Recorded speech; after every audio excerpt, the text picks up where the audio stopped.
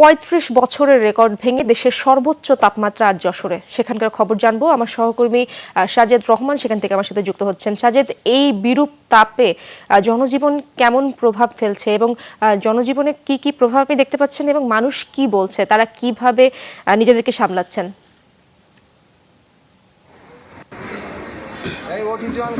ইশরাত, আসলে যেটা বলেছেন যে তীব্র তাপ গত এক মাস ধরে অনুভূত হলেও এক সপ্তাহ ধরে যশোরের তীব্র তাপমাত্রা আমরা দেখতে পাচ্ছি।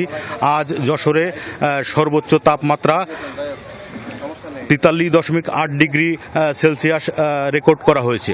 যশোরের আসলে এত তাপমাত্রা এর আগে মানুষ সম্প্রতি সময় দেখেনি এবং আমরা যেটা লক্ষ্য করছি যে শহরের রাস্তাঘাট অধিকাংশ সময় ফাঁকা থাকছে।